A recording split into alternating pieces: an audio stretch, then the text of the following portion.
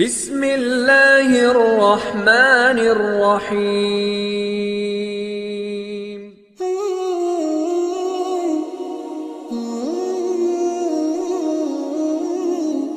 السلام عليكم ورحمة الله وبركاته.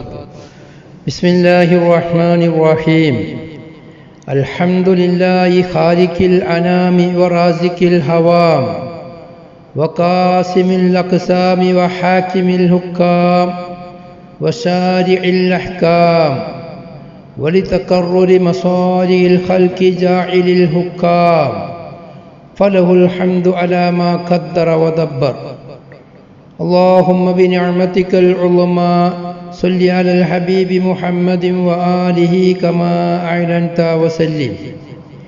إن أريد إلا الإصلاح ما استطعت وما توفيقي إلا بالله عليه توكلت وإليه أنيب.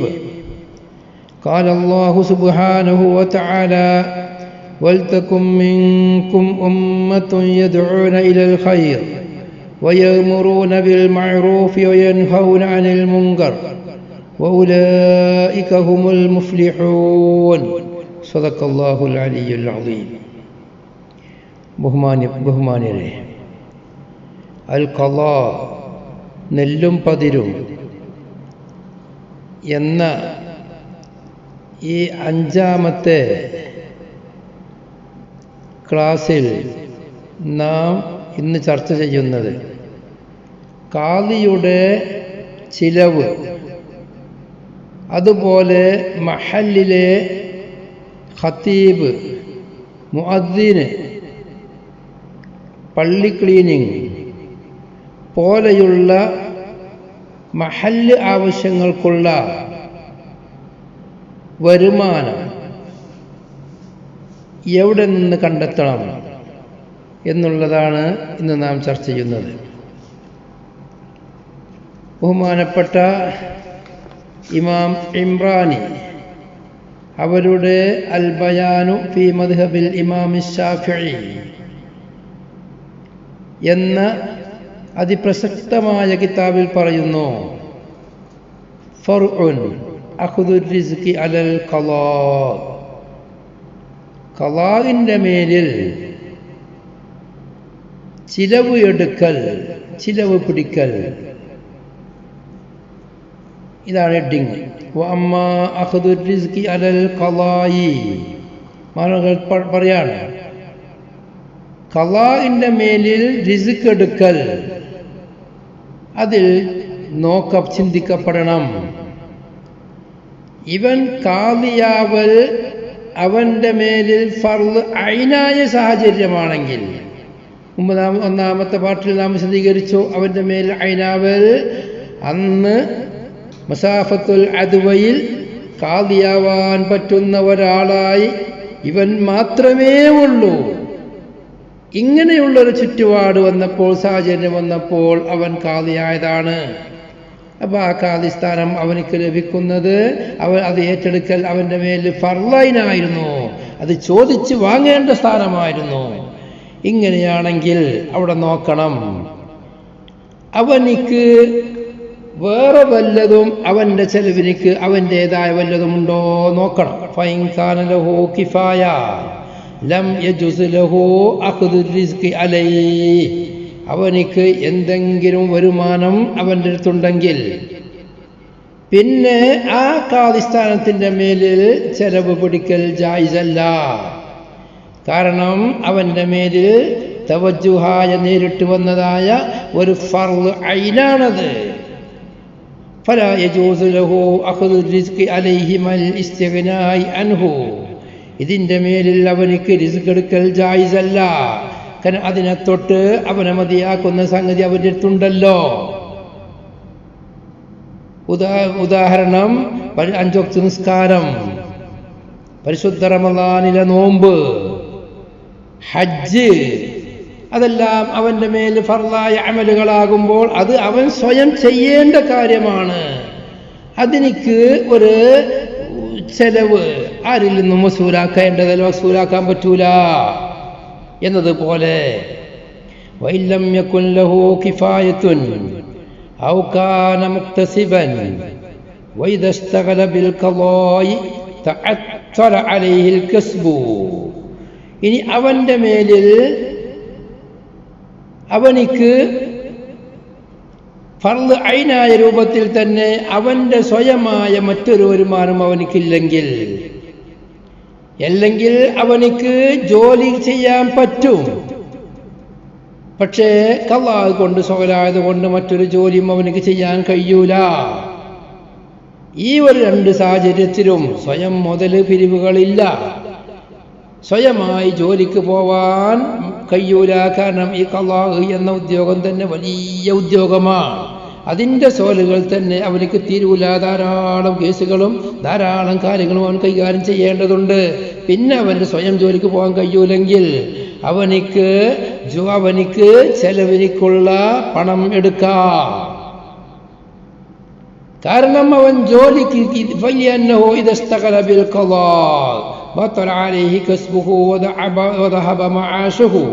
അവൻ ഖളാ കൊണ്ട് സ്വകലായി. അത് വലിയ ജോലിയാണ്, സമയം നിർണ്ണയിക്കാൻ പറ്റാത്തൊരു ജോലിയാണ്, അതിന് മാത്രം വലിയ ഉത്തരവാദിത്തമുള്ളതാണ്.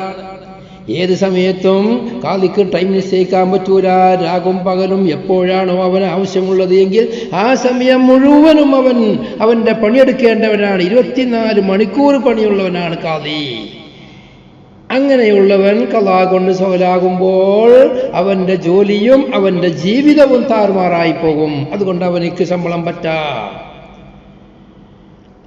അത് തഅയ്യുനായ ഫർള് ഐനായ രൂപത്തിലാണ് പറയുന്ന രണ്ട് ഭാഗമായി തിരിക്കുന്നത്. ഇനി അവന്റെ മേലിൽ ഫർള് ഐനല്ലെങ്കിൽ അവന്റെ പോലെ ഖാദിയാവാൻ പറ്റുന്ന ധാരാളം ആളുകളുള്ളതിൽ നിന്ന് അവനെ സെലക്ട് ചെയ്തതാണ്. ഈ രൂപത്തിൽ അവനിക്ക് സ്വയം വരുമാനമുണ്ടെങ്കിൽ ഫൽ മുസ്തഹബ്ബു ലഹു അല്ലാ യഖുദ അലൈഹി റിസ്ഖാ. ഖാദി സ്ഥാനം വഹിക്കുന്നതിൻ്റെ പേരിൽ അവന്റെ ചെലവിനിക്ക് പണം ആ പേരിൽ വസൂലാക്കാതിരിക്കലാണ് സുന്നത്ത്. കാരണം അവന്റെ അടുക്കൽ അത് വലിയൊരു കുർബത്താണ്, ഒരു വലിയൊരു സൽക്കർമ്മമായി വരും. അത് ആ സൽക്കർമ്മത്തോട് ജീവിക്കാൻ മാർഗം വരണ്ടല്ലോ. അത് മുസ്തഹബ്ബതാണെന്ന് മാത്രമല്ല, അവനിക്ക് അതിൻ്റെ പേരിൽ ആ സൽക്കർമ്മം ചെയ്യുന്നതിൻ്റെ ഖളാ എന്ന് പറയുന്ന സൽക്കർമ്മം ചെയ്യുന്നതിൻ്റെ പേരിൽ കൂലി വാങ്ങൽ അവനിക്ക് കറാഹത്തുമാണ്. എന്നാലും അതിനിക്ക് ശമ്പളം, അവനിക്ക് ചെലവ് പറ്റൽ ജായിസാൻ. ശമ്പളമെന്നോ കൂലിയെന്നോ പറയാൻ പറ്റുന്നതല്ല എന്ന് മഹാന്മാർ വ്യക്തമായി വിശദീകരിച്ചിട്ടുണ്ട്. ബഹുമാനപ്പെട്ട സിദ്ദീഖ് റളിയല്ലാഹു അൻഹു ബയാനിൽ തുടരുകയാണ്. ഖിലാഫത്ത് സ്ഥാനം ഏറ്റെടുത്തപ്പോൾ അവരുടെ വസ്ത്രത്തിൻ്റെ ഭാണ്ഡവുമായി അങ്ങാടിയിലേക്ക് പുറപ്പെടുന്നു. സ്വഹാബത്തുൽ കിറാം ചോദിച്ചു, മാഹാദാ, അതെന്താ? ഫഖാല സിദ്ദീഖുൽ അക്ബർ റളിയല്ലാഹു അൻഹു പറഞ്ഞു, അന കാസിബു അഖീ, ഞാൻ എൻ്റെ കുടുംബത്തിന് വേണ്ടി അധ്വാനിക്കാൻ പോവുകയാണ്. ഫഖാലു ലാ യസ്ലഹു ഹാദാ അൽ ഖിലാഫ, നിങ്ങൾ മുസ്ലിം ലോകത്തിന്റെ ഖിലാഫത്ത് സ്ഥാനം വഹിക്കുന്നവരായവരോട് കൂടെ ഇനി നിങ്ങൾക്ക് കച്ചവടം ചെയ്യാൻ പറ്റൂല. ഫസ്തമഅതി സ്വഹാബത്തു റളിയല്ലാഹു അൻഹും, അങ്ങനെ സ്വഹാബത്ത് ഒരുമിച്ച് കൂടുകയും അവർ സിദ്ദീഖ് റളിയല്ലാഹു അൻഹുവിനക്ക് ബൈത്തുൽ മാലിൽ നിന്ന് ഓരോരോ ദിവസത്തിനും 2 ദിർഹം നിശ്ചയിച്ചു കൊടുക്കുകയും ചെയ്തു. വറുവിയ, റിവായത്ത് ചെയ്യപ്പെട്ടു, അന്ന സ്വഹാബത്ത് റളിയല്ലാഹു അൻഹും ജഅലൂ ലഹു കുല്ല യൗമിൻ ശാതൻ ലി വദാഇഹി വശാതൻ ലി അശാഇഹി. സിദ്ദീഖ് റളിയല്ലാഹു അൻഹുവിനക്ക് സ്വഹാബത്ത് 2 ആട് ഭക്ഷണത്തിന് വേണ്ടി, രാവിലത്തെ ഭക്ഷണത്തിനൊന്നും വൈകുന്നേരത്തെ ഭക്ഷണത്തിന് ഒരാടും 2 ആട് ദിവസത്തേക്ക് നിശ്ചയിച്ചു കൊടുത്തു എന്നും ഹദീസിലുണ്ട്. വഅൽഫ ദിർഹമിൻ ഫീ കുല്ലി സന, ഓരോരോ കൊല്ലത്തിലും 1000 ദിർഹമും, ഏകദേശം 3 ദിർഹം തോതിൽ ദിവസത്തേക്ക്. നേരത്തെ റിവായത്തിൽ 2 ദിർഹം എന്നാണുള്ളത്. അങ്ങനെ ദിവസത്തേക്ക് 2 ആടും ഏകദേശം 3 ദിർഹം നിശ്ചയിച്ചു കൊടുത്തു സ്വഹാബത്ത്. പിന്നീട് ആദ്യം 2 ദിർഹമായിരുന്നു. ഫലമ്മ വലിയ ഉമർ റളിയല്ലാഹു അൻഹു, ബഹുമാനപ്പെട്ട ഉമർ റളിയല്ലാഹു അൻഹു ഖിലാഫത്ത് സ്ഥാനം ഏറ്റെടുത്തപ്പോൾ ഖാല, സിദ്ദീഖ് റളിയല്ലാഹു അൻഹു പറഞ്ഞു, ലാ യക്ഫീനി ദാലിക, എനിക്കിത് മതിയാവൂല. ഫഅദ്അഫു ലഹു ദാലിക, ഉമർ ഇബ്നുൽ ഖത്താബ് റളിയല്ലാഹു അൻഹുവിന് അവരത് ഇരട്ടിച്ചു കൊടുത്തു. 1000 എന്ന് പറയുന്നത് 2000 ആക്കി കൊടുത്തു. 2 ആട് എന്ന് പറയുന്നത് ദിവസത്തേക്ക് 4 ആടാക്കി കൊടുത്തു ബൈത്തുൽ മാലിൽ നിന്ന് ഉമർ ഇബ്നുൽ ഖത്താബ് റളിയല്ലാഹു അൻഹുവിന്. എന്നിട്ട് ബയാൻ തുടരുകയാണ്, ഇമാമത്തിൽ ഇത് ജായിസാകുമെങ്കിൽ ഖിലാഫത്താണല്ലോ, യഥാർത്ഥ ഇമാമത്ത് അതാണ്. ഇമാമിയങ്ങളായ ഉമർ ഇബ്നുൽ ഖത്താബ് റളിയല്ലാഹു അൻഹുവിനും സിദ്ദീഖുൽ അക്ബറിനും ഇത് സ്ഥിരപ്പെട്ടു കഴിഞ്ഞാൽ അതേമാതിരി തന്നെയാണ് ഖളാവും ഖാദിമാർക്കും പറ്റാം. കാരണം അതും അധികാരം തന്നെയാണ്. ലിഅന്നഹുമാ ഫീ മഅനം വാഹിദിൻ.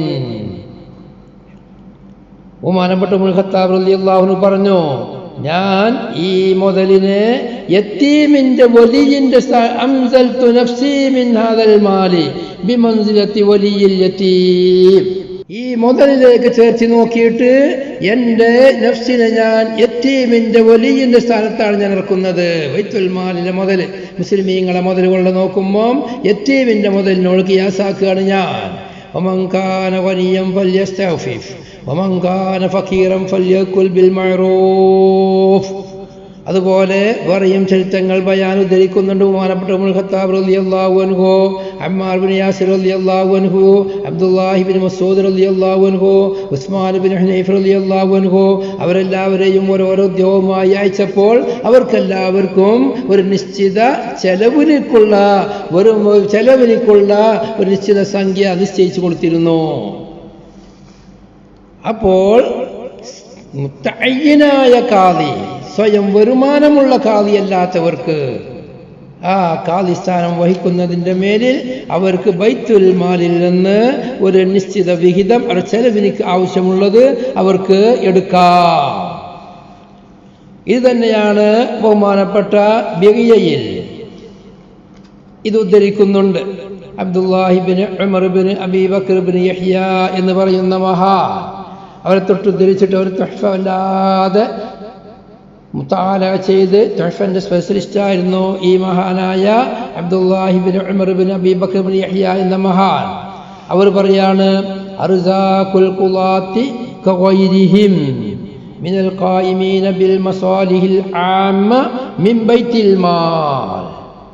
ഖാദിമാരുടെയും പൊതുവെ മസാലിഹുൽ ആമ്മ, പൊതു ആവശ്യങ്ങൾക്ക് വേണ്ടി, പൊതുജനങ്ങളുടെ ആവശ്യങ്ങൾക്ക് വേണ്ടിയുള്ള ഉദ്യോഗസ്ഥന്മാരായി പ്രവർത്തിക്കുന്ന ആരെല്ലാം ഉണ്ടോ അവരുടെ എല്ലാം റിസ്കുകൾ പൊതു ഖജനാവിൽ നിന്നാണ് വരേണ്ടത്, ബൈത്തുൽ മാലിൽ നിന്നാണ്.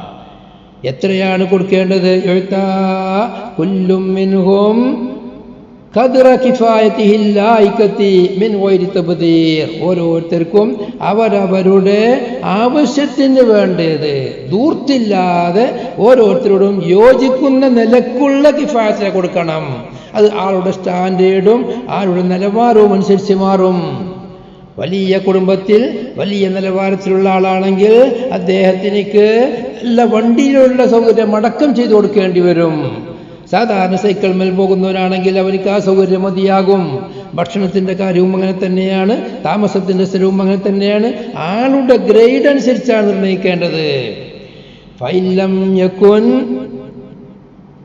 ഔ ഇസ്തൗലത് അലൈഹി യദുൻ ആദിയത്തുൻ ഉൽസിമ ബിദാലിക മയാസിറുൽ മുസ്ലിമീൻ. വളരെ ശ്രദ്ധിക്കേണ്ട ഈ ഭാരത്താണ്. അങ്ങനെ പൊതുഖജനാവില്ല, ബൈത്തുൽ മാലില്ലെങ്കിൽ, അല്ലെങ്കിൽ ഉള്ളത് ഏതോ അക്രമകാരികൾ അത് പിടിച്ചടക്കിയിട്ടാണുള്ളത്.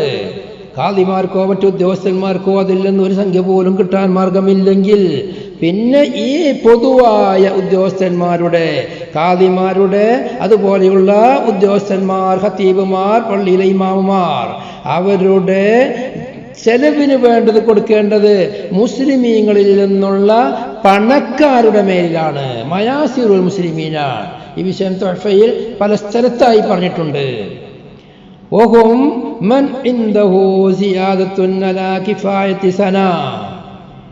മയാസിറുൽ മുസ്ലിമീൻ എന്ന് പറഞ്ഞാൽ ആരാണ്? മുസ്ലിമീങ്ങളിൽ നിന്നുള്ള ആക്കക്കാര്, കഴിവുള്ളവർ എന്ന് പറഞ്ഞാൽ ആരാണ്? അവരുടെ അടുക്കൽ ഒരു വർഷത്തെ അവർക്ക് വേണ്ടത് കഴിച്ചിട്ട് ബാക്കിയുള്ളവർ. അത് രണ്ട് വിഭാഗമുണ്ട്.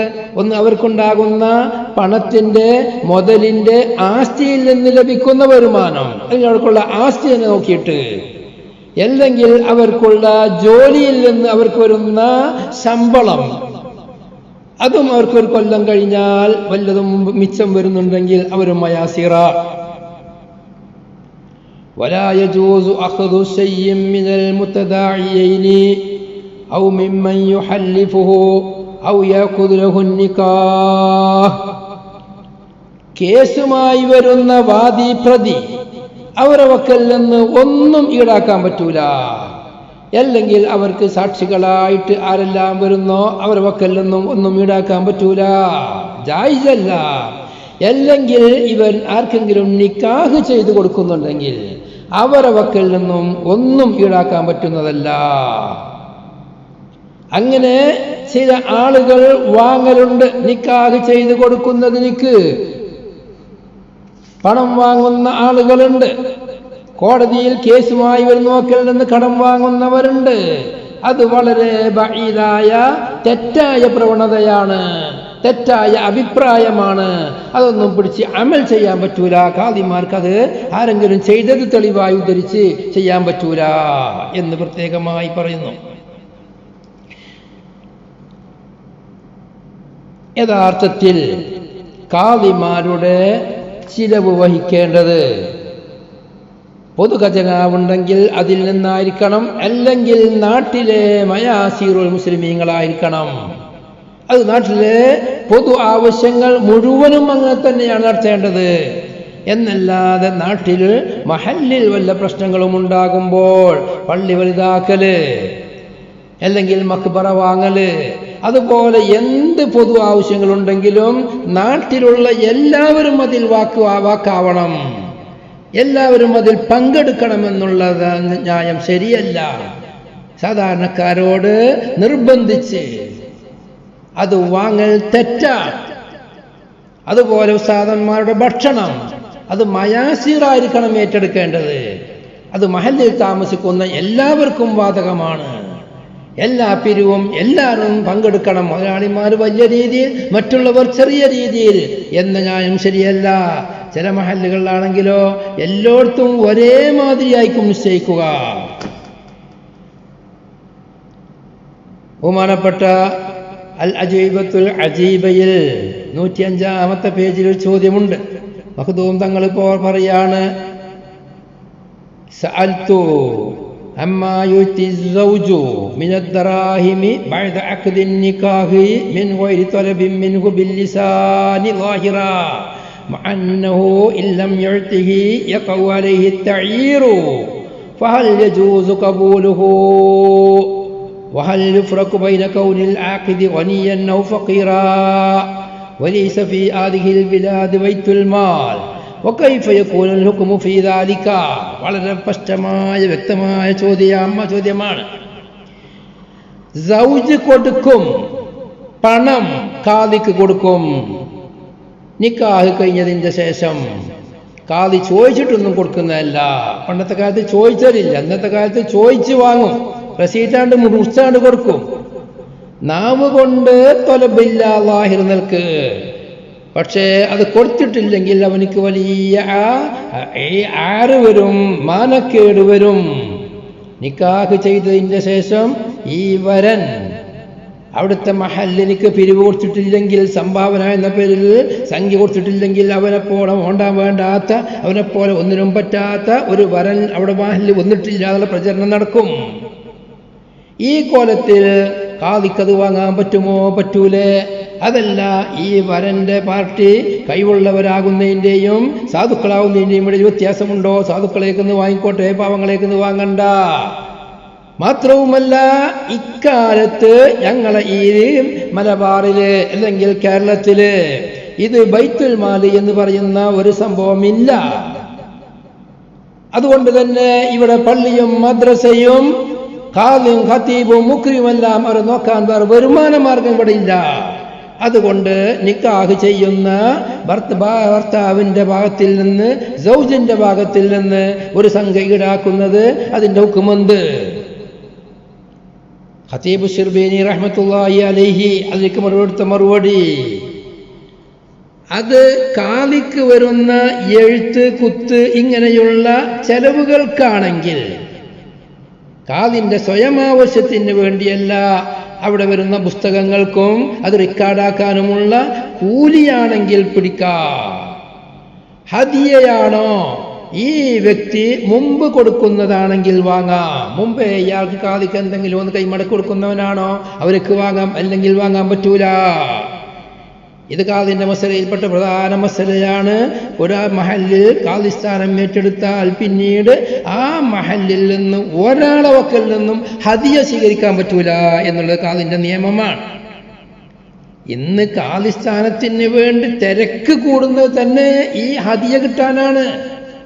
നിക്കാഹിന് കാർമ്മിത്വം വഹിച്ചാൽ, അവിടുത്തെ കുറ്റിയടിക്ക് പോയാൽ, അവിടുത്തെ ഏത് പരിപാടിക്ക് പോയാലും കാദിക്ക് വലിയ സംഖ്യ കിട്ടും, വലിയ ഹദിയ കിട്ടും. ഒന്നും കൂലിയല്ലല്ലോ. അങ്ങനെ മഹല്ലിലുള്ള കാര്യങ്ങൾ, കാദി ഇടപെടുന്ന കാര്യങ്ങൾക്ക്, കാദി എന്ന നിലക്ക് ചെയ്യേണ്ട കാര്യങ്ങൾക്ക് അവൻ കൂലി വാങ്ങാൻ പറ്റൂല. വ്യക്തികളൊക്കെ നിന്ന് ഹദിയയും വാങ്ങാൻ പറ്റൂല. കാദി എന്ന നിലക്കല്ലെങ്കിൽ അവനെ കാദിയാക്കാതിരുന്നാൽ അവനെ വിളിക്കുമായിരുന്നോ ഇല്ലേ എന്ന് നോക്കേണ്ടതുണ്ട്. വലിയ ചർച്ചയാണത്.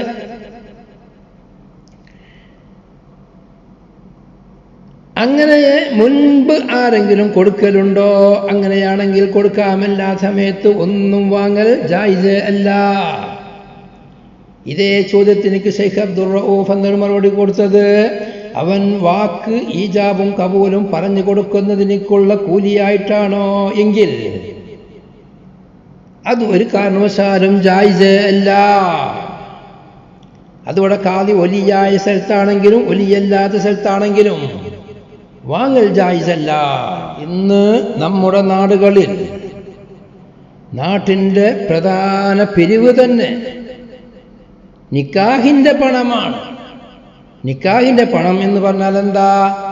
ഒരു നാട്ടിൽ നിന്ന് ആ നാട്ടിലെ മഹല്ലിന്റെ പരിധിയിൽപ്പെട്ട ഒരു സ്ത്രീ, ഒരു പെൺകുട്ടിയെ ആരെങ്കിലും ഒരാൾ വിവാഹം ചെയ്ത് കൊണ്ടുപോകണമെങ്കിൽ, അവർക്ക് വിവാഹം ചെയ്ത് കൊടുക്കണമെങ്കിൽ, മഹല്ല് അറിഞ്ഞും കൊണ്ട് കല്യാണം ചെയ്ത് കൊടുക്കണമെങ്കിൽ മഹല്ലിലെ കാദി, ഖതീബ്, മുക്രി, കുയ്യൻ കബർ കുത്തുന്ന ആള്, ഇങ്ങനെ അവിടെ ആ മഹല്ലുമായി ബന്ധപ്പെട്ട ആളുകൾ ആരുണ്ടോ, അതുപോലെ മഹല്ല് കമ്മിറ്റിക്ക്, പള്ളിക്ക്, ഇതിനെല്ലാം ഒരു വലിയ സംഖ്യ കൊടുക്കണം.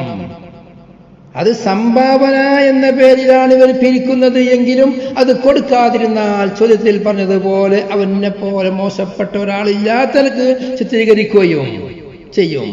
മാത്രവുമല്ല, ഇന്ന് നേരത്തെ തന്നെ ആ റെസീറ്റ് എഴുതി അവന്റെ പേര് കൊണ്ടുവരികയാണ്. അത് കൊടുക്കാൻ നിർബന്ധിതനായി പോകും.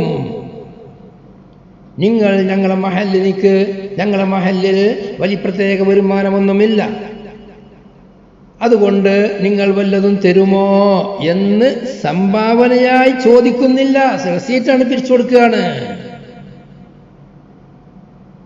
വളരെ ചിന്തിക്കേണ്ട വിഷയമാണ്. ആ പണം ഹലാലാകുമോ ഇല്ലേ? ഏത് നിലക്കാണ് നമ്മൾ മഹല്ലുകളിൽ വാങ്ങുന്നത്? അതിലേക്ക് എന്താണ് അടിസ്ഥാനമെന്ന് വളരെ ചിന്തിച്ച് മനസ്സിലാക്കേണ്ട കാര്യമാണ്. ബഹുമാനപ്പെട്ട മഹാന്മാർ, അത് നാട്ടിലെ ഉർഫല്ലേ, ഉർഫനുസരിച്ച് അമൽ ചെയ്തൂടെ എന്ന് ചോദിക്കുന്ന ആളുകൾ ഉണ്ടായേക്കാം. ഉറുഫാണെങ്കിൽ ശറയിൽ അറിയപ്പെടാത്ത വല്ല ഉറുഫ് കൊണ്ടും വല്ല പണവും പിരിച്ചെടുക്കുന്നുണ്ടെങ്കിൽ ആ ഉറുഫ് തള്ളപ്പെടേണ്ട ഉറുഫാ, ശറ അംഗീകരിക്കാത്ത ഉറുഫ്, അത് തള്ളപ്പെടേണ്ടതാണ് എന്ന് മഹാന്മാർ വളരെ വ്യക്തമായി ആ വിഷയം സംസാരിച്ചിട്ടുണ്ട്. ചില മഹല്ലുകളിൽ സ്വഭാവമുണ്ട്, പണം പിരിക്കാൻ വേണ്ടി മഹല്ല് കമ്മിറ്റിയിൽ അഹ്ലുൽ ഹല്ല് വൽ അഖദാണ് കടന്നുകൂടേണ്ടത്. ആ അഹ്ലുൽ ഹല്ല് വൽ അഖദ് അല്ല ഇന്ന് അധികവും കമ്മിറ്റിയിലുണ്ടാകുക.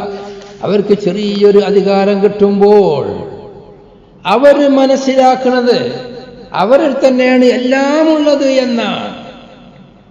കുടുംബത്തിൻ്റെ മഹിമയോ അല്ലെങ്കിൽ പുറത്തുപോയി അവൻ്റെ പ്രശ്നങ്ങളില്ലാതിരിക്കാൻ വേണ്ടിയോ എന്തെങ്കിലും നിലക്ക് കുറേ ഒന്നുമല്ലാത്ത, എന്നാൽ പണത്തിൻ്റെ പേരിലോ അല്ലെങ്കിൽ രാഷ്ട്രീയ സ്വാധീനത്തിൻ്റെ പേരിലോ അല്ലെങ്കിൽ അവൻ്റെ ശബ്ദത്തിൻ്റെ പേരിലോ കമ്മിറ്റിയിൽ വന്ന് ഓരോരോ തീരുമാനങ്ങൾ ഉണ്ടാക്കി തീർക്കും. ആ തീരുമാനം അള്ളാഹു അംഗീകരിച്ചതാണോ അല്ലേ എന്നാണ് നോക്കേണ്ടത്. ഇന്നിപ്പോൾ ഞങ്ങൾ ഈ കരിപ്പൂർ പ്രദേശത്ത് വേറെ എവിടെയെങ്കിലും ഉണ്ടോ ഞാൻ കേട്ടില്ല. ചില മഹല്ലുകളെല്ലാം നിബന്ധനകൾ വന്നു. എന്താ, ആ മഹല്ലിൽ ഒരാൾ, ആ മഹല്ലിൻ്റെ പുറത്തുള്ള ഒരാൾ ആ മഹല്ലിൽ സ്ഥലം വാങ്ങി വീടെടുത്ത് ആ വീട്ടിൽ താമസമാക്കിയാൽ അതോടുകൂടെ അവൻ അവിടുത്തെ മുവാത്തിനായി മാറി എന്നുള്ളതാണല്ലോ സത്യാവസ്ഥ. എന്നാൽ അവന് അവിടുത്തെ മഹല്ലിലെ ജുമുഅക്ക് 40-ൽ ഒരാളായി മാറിയവൻ അവിടെ ജുമുഅ മുന്നക്കിതാകുന്ന ആളായല്ലോ.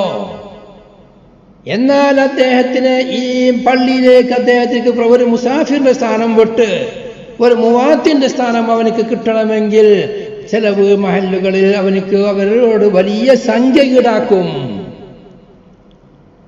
ചുങ്കം ഈടാക്കല്ലേ അത്? ചുങ്കമല്ലാതെ എന്താണ് അതിന് പറയാനുള്ളത്? ആ മഹല്ലിൽ താമസിക്കലോടുകൂടെ വീടെടുത്ത് അവിടെ സ്ഥിര താമസമാക്കലോടുകൂടെ അവനവിടുത്തെ മുവാത്തിനായി മാറിയില്ലേ? പിന്നെ ഇവരെ വക്കൽ നിന്ന് അംഗീകാരം കിട്ടണമെങ്കിൽ വലിയ സംഖ്യ കൊടുക്കണം. ചില സ്ഥലങ്ങളാണെങ്കിലോ തനി വിഡ്ഢികളായ ചില മഹല്ലുകാർ, ചില കമ്മിറ്റിക്കാർ, അവിടെ തീരുമാനം എന്താ, ആര് തന്നെ വന്നാലും, പുറം നാട്ടുകാർ ആര് തന്നെ വന്നാലും നമ്മുടെ മഹല്ലിൽ അവർക്ക് പ്രവേശനം കൊടുക്കൂല. അതായത് അവിടെ വെച്ചുള്ള അവർ മരിച്ചാൽ അവിടുത്തെ മക്ബറയിൽ കബറടക്കൂല. അവർക്ക് വേണ്ടുന്ന ഇങ്ങനെയുള്ള ഒരു കാര്യവും ചെയ്തു കൊടുക്കൂല. ഈ മഹല്ലിലെ ഖത്തീബിനെ അവർക്ക് നിക്കാഹിന് വിട്ടുകൊടുക്കൂല. ഈ മഹല്ലിലെ ഖാദിനെ അവർക്ക് വിട്ടുകൊടുക്കൂല. ഇങ്ങനെയെല്ലാമുള്ള തീരുമാനം. എന്താ ഒരു കാരണം പറഞ്ഞത്? പള്ളി വിശാലത കുറവാണ്, വികസിപ്പിക്കാൻ സ്ഥലമില്ല, പുറത്തുനിന്ന് വരുന്നവർക്ക് ഇവിടെ നിസ്കരിക്കാൻ സ്ഥലമില്ല. അതുപോലെ തന്നെ മക്ബറ, ഇവിടെ ഉള്ളവർക്ക് മരിച്ചാൽ കബറടക്കാൻ സ്ഥലമുള്ളൂ, പുറത്തുനിന്ന് വരുന്നവർക്ക് മക്ബറ കബറടക്കാൻ സ്ഥലമില്ല. എത്ര വളരെ മോശമായ ന്യായങ്ങളാണ് ഇവർ ഈ പറയുന്നത്. ആ മഹല്ലിൽ ആരോ വഖഫ് ചെയ്ത സ്വത്ത്, ആ വഖഫ് ചെയ്ത മക്ബറ, ആ മക്ബറയിൽ ഇവിടെ ഉള്ളവർക്ക് ഇപ്പൊ ഒരു കബറിന്റെ സ്ഥലമുണ്ടെങ്കിൽ അത് മുസ്ലിമീങ്ങളെ മേൽ കബറടക്കിയതാണെങ്കിൽ, വസിയത്ത് ചെയ്തതാണെങ്കിൽ, വഖഫ് ചെയ്തതാണെങ്കിൽ, അല്ലെങ്കിൽ മുസബ്ബലാണെങ്കിൽ, ആദ്യം മരിക്കുന്ന ഒരാള് അവൻ മുസാഫിറാണെങ്കിൽ പോലും അതിൽ കൂടെ സഞ്ചരിക്കുമ്പോൾ അവിടെ കൊഴിഞ്ഞ് വീണ് മരിച്ച ഒരാള്, അല്ലെങ്കിൽ ഒരു മഹല്ലിൽ വെച്ച് ആക്സിഡന്റായി മരിച്ച ഒരാള്, അല്ലെങ്കിൽ ഒരു മഹല്ലിൽ ഒരു ഹോസ്പിറ്റലുണ്ട്, ആ ഹോസ്പിറ്റലിൽ വെച്ച് മരിച്ച ഒരാള്, അവരെ ആ മഹല്ലിൽ കബറടക്കലാണ് നിർബന്ധം. നക്കൽ ചെയ്യൽ നമ്മുടെ മദ്ഹബ് പ്രകാരം ജായിസല്ല. ഇങ്ങനെയുള്ള ഈ സാഹചര്യത്തിൽ വാഖിഫിന്റെ പ്രത്യേക ഷർത്തുകൾ ഉണ്ടെങ്കിൽ അത് പിൻപറ്റണം. എന്നാലും ബാക്കിയുള്ളവര് അവിടെ നിന്ന് മരിക്കുന്നവർക്ക് കബറടക്കാനുള്ള സൗകര്യം ഒരുക്കാണ് വേണ്ടത് കമ്മിറ്റി. മഹല്ലിൽ എവിടെയും സ്ഥലം വാങ്ങാൻ കിട്ടൂലെങ്കിൽ അടുത്ത സ്ഥലത്ത് സ്ഥലം വാങ്ങിക്കൊള്ളണം. പള്ളിയിൽ നിസ്കരിക്കാൻ വരുന്ന ആളുകൾക്ക് അവിടെ സൗകര്യം പോരെങ്കിൽ ആ പള്ളി വികസിപ്പിക്കണം. അതിന് കഴിയൂലെങ്കിൽ വേറെ സ്ഥലത്ത് സ്ഥലം വാങ്ങി പള്ളി ഉണ്ടാക്കണം, എന്നിട്ട് അവിടെ ജുമുഅ തുടങ്ങണം. ഇങ്ങനെയുള്ള ശറഇന്റെ ഒരു നിയമവും അറിയാതെ ഓരോരോ നിയമങ്ങൾ കൊണ്ടുവന്ന് മുസ്ലിമീങ്ങളെ മേലിൽ ഓരോരോ പ്രശ്നങ്ങൾ മാനസികമായും ശാരീരികമായും സാമ്പത്തികമായും പീഡിപ്പിക്കുന്നൊരവസ്ഥ, ഇത് ഒരിക്കലും നല്ലതല്ല. അള്ളാഹുവിന്റെ ദീനിനെതിരാ. തൻ്റെ ഇടമുള്ളവർ, അർഹതയുള്ളവർ കമ്മിറ്റിയിൽ വരാത്തതിൻ്റെ പേരിലാണ് ഈ പറഞ്ഞതായ വളരെ സൃഷ്ടിച്ചതായ തീരുമാനങ്ങളുമായി വരുന്നത്. അവിടെ എല്ലാം ഉർഫുണ്ട് എന്നോ ആദത്തുണ്ടോ എന്നോ പറഞ്ഞാൽ ആ ഉർഫും ആദത്തും തള്ളപ്പെടേണ്ടതാണ്. അള്ളാഹുവിന്റെ റസൂലിന്റെ നിയമത്തിന്റെ എതിരായ ഉർഫും ആദത്തും തള്ളപ്പെടണം. وهو من بقايا الجاهلية في كفرهم ബിമാ ജാഅ ബിഹി നബിയുനാ മുഹമ്മദുൻ സല്ലല്ലാഹു അലൈഹി വസല്ലം ബിഇബ്താലിഹി ഫമൻ ഇസ്തഹല്ലഹു മിനൽ മുസ്ലിമീന മഅൽ ഇൽമി ബിതഹ്രീമിഹി ഹുകിമ ബികുഫ്രിഹി. ഇങ്ങനെയുള്ള ഉർഫും മഅത്തും പണ്ടേ ഉണ്ട് ഇവിടെ ഈ നിയമങ്ങൾ എന്ന് പറഞ്ഞ് ഞങ്ങളെ മുൻഗാമികൾ നിശ്ചയിച്ചതാണ് എന്ന് പറഞ്ഞ് അതിൻ്റെ പിന്നിൽ കൂടുകയാണെങ്കിൽ ഈ ഉർഫാണ് ഇസ്ലാമിൻ്റെ നിയമത്തിനേക്കാളും മുന്തിക്കപ്പെടേണ്ടത് എന്ന് ആരെങ്കിലും പറഞ്ഞാൽ അവൻ കാഫിറാണെന്ന് ഹുക്മയ്യപ്പെടണം. ബിഗിയ 276 നോക്കിയാൽ അത് കാണാം. ഖളാഇന്റെ ബാബിന്റെ തുടക്കം തന്നെ ആ ഉർഫ് ആയത്തിനെ തള്ളിയും കൊണ്ടാണ്. ഞാൻ പറഞ്ഞു വരുന്നത്, നമ്മുടെ മഹല്ലുകളിൽ സ്ഥിരതാമസക്കാരായ ആളുകൾ, അവർ ആ മഹല്ലിന്റെ അധികാരികളാണ്. ആ മഹല്ലിൽ ആ വന്ന ആള് പിന്നീട് ജനങ്ങളുമായി ജനങ്ങളോട് ഇടപഴകി അദ്ദേഹം പറയുന്നത് ജനങ്ങൾ കേൾക്കുന്ന ഒരു അവസ്ഥയിലേക്ക് എത്തിപ്പെട്ടാൽ ആ വന്ന് താമസിച്ചവൻ അവിടുത്തെ അരുളല്ലുകൾക്ക് അതിൽപ്പെടും. അവനും കൂടിയാണ് അവിടുത്തെ കമ്മിറ്റി ഉണ്ടാക്കേണ്ടത് എന്നല്ലാതെ അവൻ വന്ന് താമസിച്ചവനാണ്, അവനിക്കിവിടെ ഒന്നുമില്ല എന്ന് പറയാൻ പറ്റൂല. കാരണം അവിടെ സ്ഥലമുള്ളവനാണവൻ, അവിടെ ഭൂമിയുള്ളവനാണവൻ. കേന്ദ്രത്തിൽ മോഡി NRC കൊണ്ടുവന്ന് മുസ്ലിമീങ്ങളെ ഇന്ത്യയിൽ നിന്ന് പുറത്താക്കാൻ ശ്രമിക്കുമ്പോൾ അതേ നിയമങ്ങൾ ഈ അല്പജ്ഞാനികളായ അള്ളാഹുവിന്റെ നിയമങ്ങൾ പഠിക്കാതെ പൊന്തം വിടുന്ന നാക്കാലി മനുഷ്യന്മാർ, അവർക്ക് മാതൃക ഈ പഴിച്ചതായ NRC കൊണ്ടുവരുന്ന വിഭാഗത്തോടാണ്. അവർ മുസ്ലിമീങ്ങളെ നാട്ടിൽ നിന്ന് ഇന്ത്യയിൽ നിന്ന് പുറത്താക്കാൻ ശ്രമിക്കുമ്പോൾ അവരവരുടെ മഹല്ലിലുള്ള മുസ്ലിമീങ്ങളെ നിങ്ങൾക്ക് ഇവിടെ ഒന്നും തന്നെ ഇല്ല, വിദേശികളാണെന്ന് പറഞ്ഞ് പുറത്താക്കാൻ ശ്രമിക്കുന്നവർ വളരെ സൂക്ഷിച്ചു പെരുമാറണം. ഇവിടെ മാതൃകയാക്കേണ്ടത് ബഹുമാനപ്പെട്ട അൻസാറുകളെയാണ്.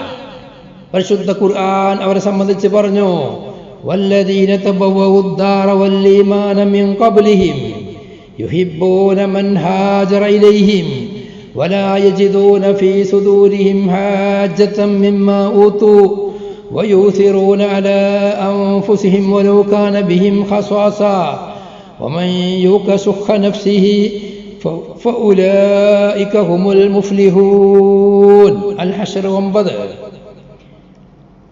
ഒരു മഹത്തുക്കൾ പരിശുദ്ധ ഖുർആന്റെ പ്രയോഗമാണ്. വല്ലദീന, മഹത്തുക്കൾ. തബവ്വഉദ് തഅലീമിന് വേണ്ടിയാണ് മൗസൂലാക്കിയിട്ടുള്ളത്. എങ്ങനെയുള്ള മഹത്തുക്കളാണ്? തബവ്വഉദ്ദാറ, സ്വയം നാട്ടിൽ അവര് താമസിച്ചു. വൽ ഈമാന, ഈമാനെ മുറുകെ പിടിക്കുകയും ചെയ്തു. മിൻ ഖബ്ലിഹിം, മുഹാജിരീങ്ങൾ, മക്കക്കാർ, അന്യപ്രദേശത്തുള്ളവർ ആ നാട്ടിലേക്ക് വരുന്നതിന്റെ മുമ്പ് തന്നെ അവിടെ താമസിച്ച ആളുകൾ, താമസിച്ചും കൊണ്ട് ഈമാനുമായി നടന്നവർ. യുഹിബ്ബൂന മൻ ഹാജറ ഇലൈഹി, അവരിലേക്ക് ഹിജ്റ വന്നവരെ, അവരിലേക്ക് അന്യപ്രദേശത്തിൽ നിന്ന് വന്നവരെ അവര് സ്നേഹിക്കും. വലാ യജിദൂന ഫീ സുദൂരിഹിം ഹാജതൻ മിമ്മാ ഊതു, ആ ഹിജ്റ വന്നതായ ആളുകൾക്ക് നൽകപ്പെട്ട ഒന്നിൽ നിന്ന് അവരുടെ മനസ്സിൽ യാതൊരു ആവശ്യവും അവരെത്തിക്കൂല, ഒരു പ്രശ്നവും അവർക്കില്ല. വന്നവർ എത്ര വലിയ വീടെടുത്താലും, എത്ര സ്ഥലം കൊണ്ടാലും, ഏത് രീതിയിലായാലും, അവർക്ക് എന്ത് ഫൈ മുതൽ കൊടുത്താലും, എന്ത് ഗനീമത്ത് മുതൽ കൊടുത്താലും അവർക്ക് അതിൽ യാതൊരു വിഷമവും അവരെത്തിക്കൂല. വന്നവർക്ക് എന്ത് പുരോഗതി ലഭിച്ചാലും അതിൽ യാതൊരു പ്രശ്നവും ഉണ്ടാവില്ല. വലിയ സംഭവം, ചരിത്രങ്ങളിലേക്ക് സൂചനയാണ് ഈ പ്രയോഗം. പക്ഷെ ലാഹിറുൽ ആയത്തനുസരിച്ചുള്ള പോക്കുമാണ് ഞാൻ വെക്കുന്നത്. വയൂസിറൂന അലാ അൻഫുസിഹിം വലൗ കാന ബിഹിം ഖസാസ, ഈ നാട്ടിലുള്ള ആളുകൾക്ക് വളരെ പ്രയാസങ്ങളുണ്ടെങ്കിലും, അവർക്ക് വലിയ ദില്ലത്തുണ്ടെങ്കിലും, പക്ഷേ വന്ന ആളുകളെ അവർ പ്രത്യേകം പരിഗണിക്കും, അവർക്ക് എല്ലാവിധ മുൻതൂക്കം അവർ നൽകും. വയൂസിറൂന, മറ്റുള്ളവരെ അവർ തെരഞ്ഞെടുക്കും, അലാംഫുസിഹിം, നഫ്സിനേക്കാൾ. വലൗ കാന ബിഹിം ഖസാസ, അവർക്ക് എത്ര മോശത്തരമുണ്ടായാലും. ഞാൻ നേരത്തെ സൂചിപ്പിച്ച മക്ബറന്റെ വിഷയത്തിൽ ഇവിടെ വന്ന് താമസിക്കുന്നവർ അവർക്കാണ് ഇവിടെ സ്വാധീനം കൊടുക്കേണ്ടത്, നമുക്ക് മറ്റൊരു സ്ഥലം നോക്കാം, നമ്മുടെ നാടല്ലേ എന്ന് ചിന്തിക്കുന്നവർ, പള്ളിയിൽ അവർക്ക് പ്രത്യേകം എല്ലാം സൗകര്യം ചെയ്തു കൊടുക്കുന്നവർ. ഇനി പറയുന്ന വാക്കാണ് വളരെ ശ്രദ്ധിക്കേണ്ടത്. وَمَنْ يُوقَ شُحَّ نَفْسِهِ فَأُولَئِكَ هُمُ الْمُفْلِحُونَ. കമ്മിറ്റിക്കാർക്ക് വേണ്ട നിബന്ധനയാണ് ഈ പറയുന്നത്. وَمَنْ يُوقَ شُحَّ نَفْسِهِ, ആരെങ്കിലും അവന്റെ നഫ്സിന്റെ ലുബ്ധതയെ കാക്കപ്പെട്ട, ഷുഹ് എന്ന് പറഞ്ഞാൽ ബുഖിലല്ല, ബുഖിലിനേക്കാളും ഒരു പടി മുന്നിലാണ്. ബഖീൽ എന്ന് പറഞ്ഞാൽ സ്വന്തം ചെലവാക്കാത്തവൻ. ഷഹീഹ് എന്ന് പറഞ്ഞാൽ മുതല് അവൻ്റെത് മറ്റൊരാൾക്കും ചെലവാക്കാതിരിക്കലോട് കൂടെ ഏത് വിധേനയും പണമുണ്ടാക്കണം എന്ന ചിന്ത മാത്രമുള്ളവൻ. അവന് പണം ഉണ്ടാക്കണം, ആർക്കും ഒന്നും കൊടുക്കൂല. ഈ ഒരു ചിന്താഗതിയെ ആർക്കെങ്കിലും കാക്കപ്പെട്ടാൽ അവൻ്റെത് കൊടുക്കും വേണം, മറ്റൊരാളത് അതിക്രമമായോ അല്ലെങ്കിൽ വല്ലാതെ ഉണ്ടാക്കണ ചിന്താഗതിയുമില്ല. ഈ ഒരു സ്വഭാവം ഒരാൾക്ക് നൽകപ്പെട്ടു കഴിഞ്ഞു, സുഖ് നഫ്സിനെ കാക്കപ്പെട്ടാൽ ഫൗലായിക ഹുമുൽ മുഫ്ലിഹൂൻ, അവർ തന്നെയാണ് വിജയികൾ. ഈ സഹീഹീങ്ങളാണ് ഇന്ന് അധിക ഇതുപോലെയുള്ള തീരുമാനങ്ങൾ കൊണ്ടുവരുന്നത്. ഞങ്ങളെ വാപ്പാര്, ഞങ്ങളെ നാട്ടുകാര്, അവരല്ലേ ഇത്രയും വലിയ മനോഹരമായ പള്ളിയെടുത്തത്, ഈ പള്ളിക്ക് ഇവർ വല്ലതും ചെലവാക്കിയിട്ടുണ്ടോ? അവർക്ക് എന്താ ഒരു 50,000 തന്നൂടെ, 1,00,000 തന്നൂടെ? അവർ ചെലവാക്കിയത് അള്ളാഹുവിൻ്റെ പള്ളിക്കല്ലേ. മറ്റുള്ളവർക്ക് ഇവിടെ വന്ന് ഈ പള്ളി നിസ്കരിക്കുന്നതിന് അവരോട് പൈസ വാങ്ങുന്നു, ആ ഒരു ചിന്തൊന്നുമില്ല.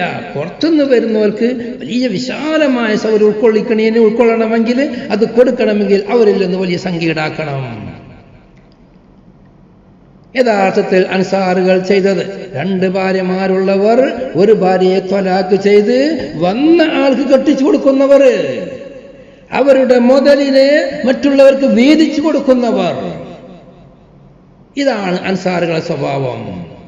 അത് അല്ലാഹു സുബ്ഹാനഹു വ തആല മൗസൂല മുഅ്മിനിക്കാണ്, ആ രൂപത്തിലാണ് പറഞ്ഞിട്ടുള്ളത്. ഏത് നാടുകളും അവരാണ് മഹാന്മാർ. ഈ മഹാന്മാരെയാണ് മാതൃകയാക്കേണ്ടത്. അവരെ ഒഴിവാക്കിയും കൊണ്ട് ഏതെങ്കിലും RSSകാരുടെയോ അല്ലെങ്കിൽ BJPക്കാരുടെയോ നയം പിൻപറ്റിയും കൊണ്ട് ഞങ്ങൾ മാത്രം ഇവിടെ മതി, വേറെ ആരും ഇവിടെ വേണ്ട എന്ന ചിന്താഗതി നടത്തുന്നുണ്ടെങ്കിൽ അത് അബദ്ധമാണ്, അത് തെറ്റാണ്. നാട്ടിൽ മരണപ്പെട്ടു പോകുന്ന ആളുകൾ, പള്ളി നിർമ്മിക്കേണ്ടവർക്ക് പള്ളി നിർമ്മിക്കേണ്ട കടമ, മരണപ്പെട്ടു പോയ ആളുകളെ കഫൻ ചെയ്ത് കുളിപ്പിച്ച് കബറടക്കേണ്ട ബാധ്യത അത് നാട്ടിലുള്ള അഗണിയായിരിക്കാണ് എൻ്റെ പണം ചെലവാക്കേണ്ടത്. മരിച്ച അവിടെ അടുക്കൽ സ്വന്തമില്ലെങ്കിൽ അപ്പൊ അവിടുത്തെ പണക്കാരെ കൊണ്ട് അത് ചെയ്യിപ്പിക്കണം, അവരത് ചെയ്യണം. അവർ തമ്മിലാണ് ഓഹരി ചെയ്യേണ്ടത്. എന്നിട്ട് മക്ബറ വിശാലതയില്ലേ, മക്ബറ വിശാലമാവാൻ വേണ്ട നടപടിയുമായി അവർ മുന്നോട്ട് പോകണം.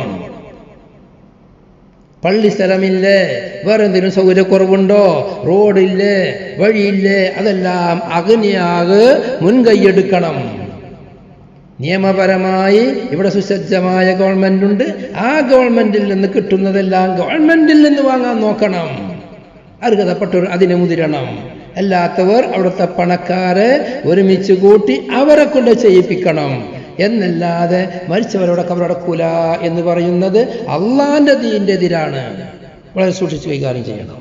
സല്ലല്ലാഹു അലാ മുഹമ്മദ് സല്ലല്ലാഹു അലൈഹി വസല്ലം.